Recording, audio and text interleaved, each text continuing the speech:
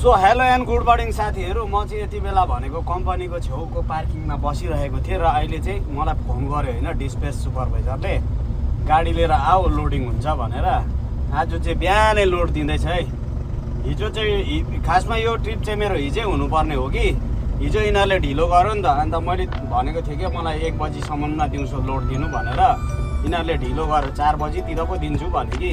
अन्त म चाहिँ किन रिस्क लिइराख्नु, यस्तो बर्खाको बेला होइन, पाहाडतिर हिँड्छु म प्रायः जसो, ढुङ्गाहरू झरिरहेको छ, बाटो ब्लक हुन्छ, म लोड गर्दिनँ भनेर गाडी मैले डकबाट निकालेर चाहिँ पार्किङमा लिएर आएको थिएँ कि। फेरि बोलाएँ 2 खेप अप डाउन गर्दा पनि त्यही 4 बजीको बादमा दिन्छु भने कि।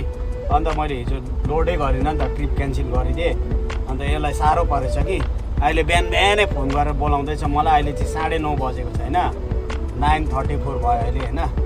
अन्त बोलाउँदैछ, अब जाँदैछु है साथीहरू चाहिँ। यो अब कम्पनीको गेट आउन आँट्यो, मभन्दा अगाडि नै 2-4वटा गाडी यहाँनिर आएर लाइन लागेको रहेछ होइन। अब यिनीहरूलाई कति बेला दिन्छ त्यो चाहिँ याद भएन मलाई चाहिँ होइन। गाडी लिएर आइज भनिसकेको छ। ऊ ठुलो गाडी पनि आएछ अनलोडिङको लागि, मलाई त पछाडिबाटै दिन्छ होला लोड। जहिले यहाँ अगाडि डक त खाली नै हुँदैन प्रायः जस्तो।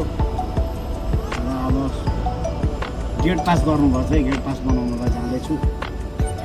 हिजो मैले बनाएको गेट पास चाहिँ क्यान्सल भएन, क्यान्सल गर्नु पऱ्यो नि त, त्यो लोड नभएपछि क्यान्सलै गर्नुपर्छ। अन्त अब गेट पास बनाउँछु फर्स्ट चाहिँ गएर होइन। गेट पास बनिसकेपछि कहाँ लगा भन्दो रहेछ होइन। डक यहाँनिर 5वटा डक छ, अगाडि पछाडि 2टा छ, कतापट्टि लगा भन्छ त्यतै लगाउने हो। ल साथीहरू, गेट पास चाहिँ बनिसक्यो होइन। अन्त यहाँ अगाडिको डकमा चाहिँ अब पोसिबल भएन, गाडीहरू बेसी छ कि। वेयर हाउसको पछाडि साइड होइन, यो गल्लीबाट सिधै भित्र लिएर आउनु भन्दैछ हो। अन्त म पछाडि जाँदैछु, तपाईँहरू देख्न सक्नुहुन्छ हेर्नु चाहिँ। खासमा पछाडि चाहिँ डक चाहिँ होइन कि, तर यतापट्टि बेसी अब गाडीहरू लागेर एकदम इन्गेज भइसकेपछि चाहिँ होइन, अब हामीलाई दिइहाल्नुपर्ने हुन्छ नि त लोड। यिनीहरूले हल्का अब काम सक्नुको लागि भनौँ न, आफ्नो काम बनाउनुको लागि होइन, पछाडिबाट लोड दिन्छ क्या। देख्न सक्नुहुन्छ है पछाडिको चाहिँ नजारा। सधैँभरि म यतैबाटै प्रायः भिडियो गरिरहेको हुन्छु कि। खासमा चाहिँ यो पछाडि चाहिँ एक्जिट हो क्या, इमर्जेन्सी एक्जिट भन्छ नि, त्यस्तै हो। यो प्लेट स्लेट निकाल्ने होइन, क्रेटहरू यता ल्याएर राख्छ यिनीहरूले। के गर्यो यार, यहाँ त प्लेटहरू सबै लडिरहेको छ। च्याम्बर पनि खुल्लै रहेछ, यहाँसम्म चिसो हावा आइरहेछ र लगाइदिइहाल्छु। क्रेट त मेरोमा खासै छैन कि, अस्ति कालिम्पोङ खाली गरेर आएको होइन। कालिम्पोङको कति 60-70वटा जति क्रेट छ होला।